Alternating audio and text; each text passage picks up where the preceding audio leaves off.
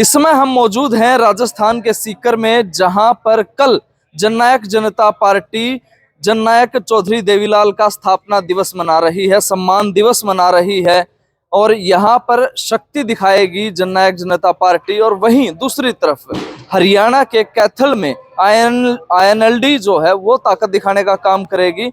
तमाम यहाँ पे तैयारियां हो चुकी हैं और हमारे साथ इस समय खास तौर पे मौजूद हैं खरी खरी न्यूज से कुलदीप शोरान जी, जगरूप सहरावत जी, कमल वधावन जी। सर, क्या लगता है कल दो बड़ी रैलियां होंगी? इतिहास गवाह है, गोहाना रैली में भी इसी तरह की ताकत दिखाई गई थी और ये कल का दिन फिर एक साक्षी बनने वाला है हरियाणा की बड़ी राजनीति का। क्या लगता है? देखिए, हरियाणा की सियासत के लिए, राजस्थान की सियासत के लिए और पूरे चौटाला परिवार के लिए कल का दिन बेहद अहम है, क्योंकि 5 साल के बाद ये पहला ऐसा मौका है जब दोनों ही पार्टियों में बराबर की टक्कर है। 2018 में इसमें काफ़ी बदलाव है। उस समय दुष्यंत चौटाला और अभय चौटाला के बीच में पार्टी पर वर्षों के लिए घमासान था, लेकिन वर्तमान दौर में जहाँ जेजेपी सीकर रैली के जरिए राजस्थान में की एंट्री मारने की कोशिश कर रही है, वहीं इनेलो कैथल के अंदर वापसी के लिए एक बड़ी रैली का आयोजन कर रही है। इसलिए दोनों की दिशाएं अलग हैं, मकसद अलग हैं, लेकिन दोनों के लिए प्रायोरिटी एक ही है कि कौन 21 साबित हो और कौन दोबारा साबित कर सके कि हम ही देवीलाल के असली वारिस हैं। बड़ी बात है, आईएनएलडी आज भी हरियाणा के अंदर रैली कर रही है, क्योंकि मूल रूप से दोनों ही पार्टियां हरियाणा से बिलोंग करती। लेकिन जननायक जनता पार्टी ने एक बड़ा चैलेंज लिया है राजस्थान के सीकर में रैली करने। देखिए, सही बात है कि राजस्थान के अंदर आकर जो पार्टी आज से 4 साल पहले बनी हो, जिसका राजस्थान में कोई जनाधार ना हो, बड़े नेता ना हो, उसके लिए सीकर में आकर रैली करना एक बेहद चैलेंजिंग काम है। इनेलो के लिए हरियाणा में रैली करना आसान बात है, लेकिन इनेलो कमजोर हो चुकी थी, इसलिए उसके लिए भी बड़ी रैली करना एक चुनौती है। तो वो चुनौती पर वो वहाँ पर खड़ी उतरेगी और यहाँ पर राजस्थान की सियासत में एंट्री के लिए जेजेपी के लिए इस रैली को कामयाब करना बेहद जरूरी है। तो इस रैली में आने वाली भीड़ की संख्या ही तय करेगी कि जेजेपी के साथ बीजेपी अलायंस करेगी या नहीं करेगी। क्या लगता है आपको, किस तरह से, मतलब कुर्सियां कितनी लगाई गई हैं? क्या कैथल रैली का भी हमारे पास कुछ आंकड़ा है ऐसा, कितना क्या बैठने का सिस्टम किया गया और यहाँ पे सीकर में कितनी व्यवस्था की गई है? देखिए, दोनों रैलियों में मैंने कैथल में भी पूरा जायजा लिया था, वहाँ पर भी 15,000 लोगों की व्यवस्था की गई है पंडाल के अंदर और सेम टू सेम बराबर संख्या की व्यवस्था यहाँ पर भी की गई है। यानी पहली बार दोनों पार्टियां बराबर पर हैं, लेकिन फर्क ये है कि इनेलो कमजोरी से वापसी कर रही है और जेजेपी हरियाणा से बाहर रैली कर रही है। इसलिए दोनों रैलियों की तुलना भी हो सकती है, लेकिन दोनों का ग्राउंड अलग है, दोनों का मिजाज अलग है और दोनों के लिए भीड़ का सिलेक्शन भी अलग अलग चीज है। लेकिन बड़ी बात है, लोग कह रहे हैं कि जेजेपी जो है वो हरियाणा से ही बसे भर भर के राजस्थान लेके आएंगे, तब ये रैली सफल हो पाएगी। देखिए, ये तो मानना पड़ेगा आपको कि राजस्थान के अंदर जेजेपी के पास महज आधा दर्जन बड़े चेहरे हैं। वो चेहरे अपने इलाकों से भीड़ लेकर आएंगे। जेजेपी के नेता पिछले 20 दिन से यहाँ डेरा डाले हुए हैं, लगभग 70 विधानसभा क्षेत्रों में घूम रहे हैं। इसके अलावा रैली कामयाबी के लिए, क्योंकि देवीलाल की जयंती है, तो हरियाणा से पार्टी का कैडर तो आएगा, तो उसमें कुछ ऐसा नहीं होना चाहिए वहाँ से क्यों आए। देवीलाल की जयंती है, जेजेपी का हर छोटा बड़ा नेता कार्यकर्ता इस रैली में शामिल होकर होना भी चाहिए, उसमें कोई आपत्ति नहीं होनी चाहिए। लेकिन बड़ी बात यह है कि राजस्थान में आकर एक बड़ी रैली करना जेजेपी के लिए बड़ी उपलब्धि मानी जाएगी। अगर ये पंडाल कर भर जाता है तो जेजेपी के लिए बड़ी अचीवमेंट होगी, और अगर पंडाल खाली रह जाता है तो उनकी राजस्थान की सियासत को एक झटका भी लग सकता है। बिल्कुल, आपने कहा कि जिस तरह से यहाँ पे भीड़ जुटाना बहुत बड़ी बात है, इसलिए आईएनएलडी के पास भीड़ के अलावा एक और टास्क है, इंडिया में जो अलायंस में पार्टियां शामिल है। और बड़े तौर पर यह है कि कांग्रेस के लीडर एक बार मंच पे दिख जाएं तो इनेलो को संजीवनी बूटी मिल जाए। देखिए, इनेलो के लिए दो चुनौतियां हैं। पहली चुनौती ये है कि 15,000 के पंडाल को भरना एक आसान काम नहीं है, और उस इनेलो के लिए जिसके पास सिर्फ एक एमएलए है और जिसके पास 2.5% वोट आए हों, तो 6 महीने की प्रत्यक्ष यात्रा के बाद अब सिंह चौटाला एक पहली परीक्षा दे रहे हैं। उस परीक्षा में 15,000 लोगों के साथ पास होना एक बड़ी चुनौती है। अगर वो पास हो गए तो इनेलो को बूस्ट मिलेगा, लेकिन उससे बड़ी बात यह है कि क्या इनेलो की कल की रैली के अंदर कोई कांग्रेस का बड़ा नेता शामिल होता है कि नहीं होता है, क्योंकि इनेलो की पूरी पॉलिटिक्स 2024 के लिए इंडिया महागठबंधन में टिकी हुई है। कल कांग्रेस का नेता आता है तो इनेलो को बूस्ट मिलेगा, इंडिया गठबंधन में जाने के संकेत मिलेंगे, जो इनेलो के लिए एक शुभ बात होगी। अगर नहीं आता है तो इनेलो को झटका भी लगेगा। आप कह रहे थे एक बात की भूपेंद्र सिंह हुड्डा एक बहुत बड़ा रोड़ा है इनेलो के लिए इंडिया में शामिल होने को लेकर, क्या वो चाहेंगे कि कोई नेता वहां पे दिखाई दे? देखिए, अब भूपेंद्र सिंह हुड्डा साफ तौर पर स्टैंड लेकर खड़े हैं कि इनेलो की इंडिया में जरूरत नहीं है और हरियाणा के पॉलिटिक्स में कांग्रेस अपने बलबूते पर सरकार बनाने में सक्षम है, इसलिए इनेलो को गठबंधन में नहीं लेना चाहिए। क्योंकि हुड्डा को पता है कि कांग्रेस के लिए भी और उनके लिए भी, दोनों के लिहाज से वो इनेलो की एंट्री उनके लिए नुकसानदायक है। सीधी सी बात है, भूपेंद्र हुड्डा को अपने बेटे को सीएम बनाना है और सीएम बनाने के लिए अपने खाते के कम से कम 40 विधायक भी चाहिए। अगर इनेलो और आम आदमी पार्टी हरियाणा में पार्टनर बनते हैं कांग्रेस का, तो सीटों की संख्या घटेगी, घटेगी तो हुड्डा की भी घटेगी। तो इसलिए उनको लगता है कि रोड़ा है इनेलो भूपेंद्र हुड्डा के लिए उस पूरे लक्ष्य को हासिल करने के लिए। एक राजस्थान में जिस तरह से रैली और भीड़ जुटाने का टास्क है, क्या लगता है एनडीए में शामिल रहने के लिए, एनडीए में अपनी प्रेजेंस बनाने के लिए, दबदबा बनाने के लिए दुष्यंत के लिए भी ये बड़ा चैलेंज है कि राजस्थान में एक धमाकेदार रैली की जाए जिससे दबाव बने और आगे गठबंधन जारी रहे? देखिए अरुण, सिंपल सी बात है, पॉलिटिक्स में एक चीज चलती है, जो दिखता है बिकता है। अगर जेजेपी को, अगर बीजेपी के साथ पार्टनरशिप करनी है, राजस्थान में गठबंधन करना है, तो इस रैली को बड़ा कामयाब करना हो पड़ेगा। इस रैली में कुर्सियां लगी हैं, इससे ज्यादा भीड़ जुटानी पड़ेगी। भीड़ आती है तभी बीजेपी गठबंधन के बारे में सोचेगी, और इसलिए रैली की गई है क्योंकि इस रैली के जरिए जेजेपी दिखाने की कोशिश करेगी कि एक साल की वर्किंग में जेजेपी राजस्थान में मजबूत हो चुकी है, और जाट बहुल सीटों पर जहां पर बीजेपी नहीं जीतती है, अगर वहां पर जेजेपी के साथ गठबंधन होगा तो बीजेपी को फायदा होगा और उसकी सरकार बनाने में जेजेपी योगदान देगी। इसलिए इस रैली की इंपॉर्टेंस है। बिल्कुल, बहुत बड़ी बात है। जगरूप सराव जी हैं, किस नजर से देखते हैं आप इस रैली को? क्या जरूरी है, कितना कामयाब होना इसको?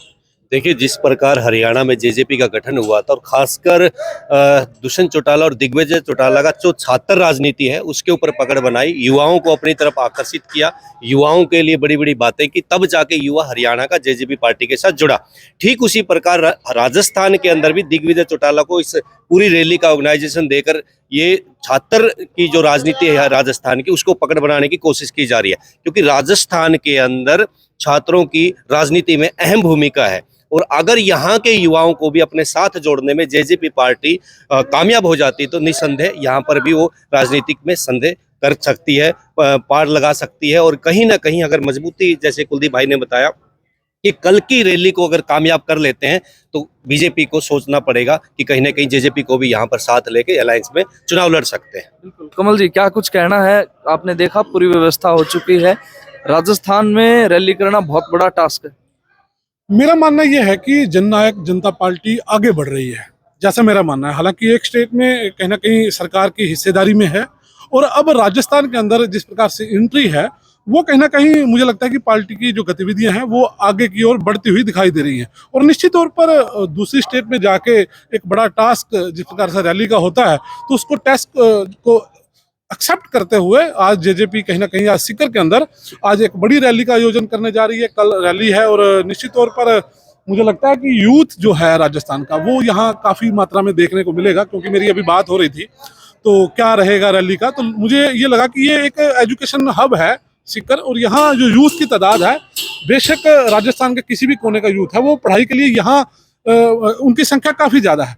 तो मुझे लगता है कि यूथ को टारगेट करते हुए ये जो तमाम जो अपना जननायक दल की पार्टी के जो नेता हैं, शिखर नेता हैं, उनका फोकस यही है कि राजस्थान में आगे चुनाव आने वाले हैं, चुनाव में फोकस करते हुए यहाँ एक अच्छा, फिर एक चीज और है जो ये सीकर की धरता है, यहाँ इनका पुराना राजनीतिक गढ़ माना जाता है। हालांकि पुरानी हिस्ट्री है इनकी राजनीति की यहाँ पे, तो निश्चित तौर पर उसका भी ये माइलेज लेना चाहते हैं और आगे बढ़ना चाहते हैं। आज राजस्थान में जैसे आज मैं कहूँगा शुरुआत ही है इनकी, तो निश्चित तौर पर आने वाले दिनों में ये विस्तार करेगी और मुझे लगता है कि कामयाबी इन्हें मिलेगी। बिल्कुल, बड़ी बात है। दिग्विजय चौटाला की बात कर रहे थे, भिवानी की रैली का जिम्मा भी उनका था, और वहां तो एक बड़ा अजीब चैलेंज लिया था कि सेक्टर्स में डिवाइड करके हम देखेंगे कि हम भर पाएंगे या नहीं।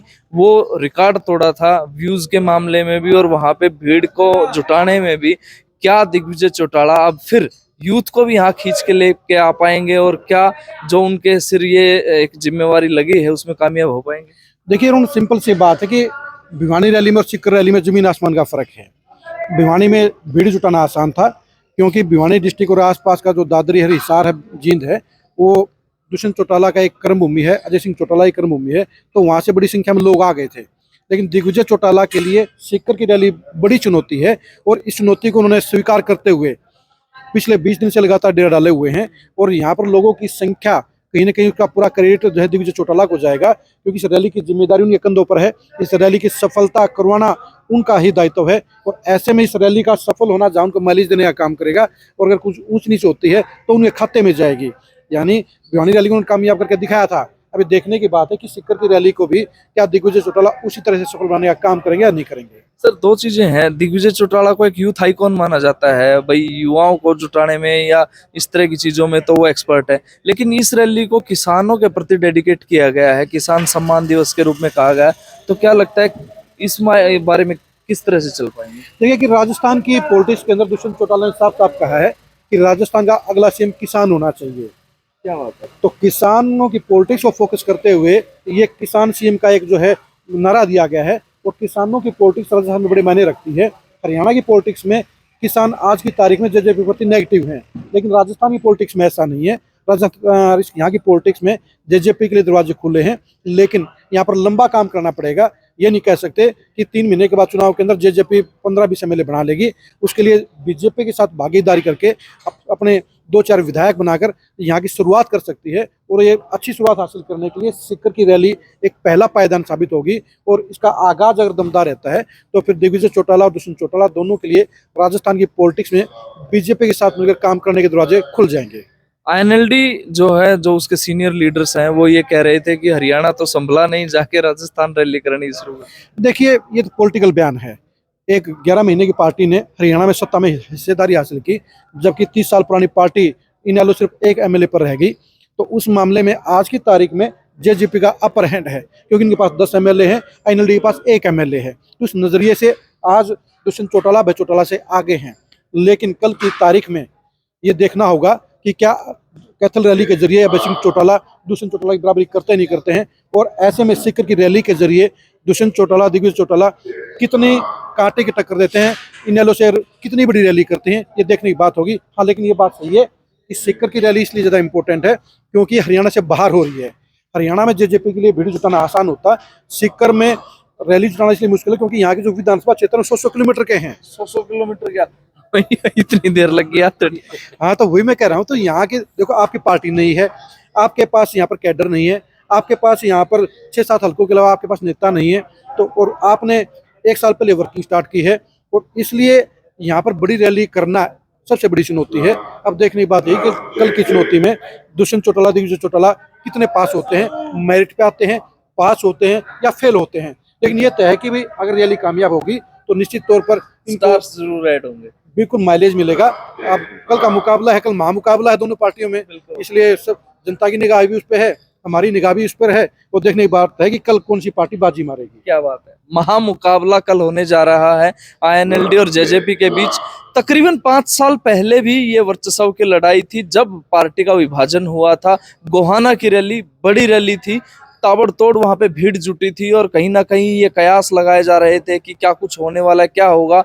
और इसके बाद विभाजन हुआ, और उसके बाद आज ठीक 5 साल बाद फिर से कल वो दिन आएगा जब दोनों चाचा अभय चौटाला और भतीजे दुष्यंत चौटाला और दिग्विजय चौटाला ताकत दिखाने का काम करेंगे। अब ये जनता मोहर लगाएगी कि किसकी कितनी रैली कामयाब हुई है। ये रैली के बाद हम भी आपको दिखाएंगे, और रैली भी लाइव वो जो है हमारे सभी पेजेस पे रहेगी। तो आप जुड़े रहें हमारे साथ, देखते रहें।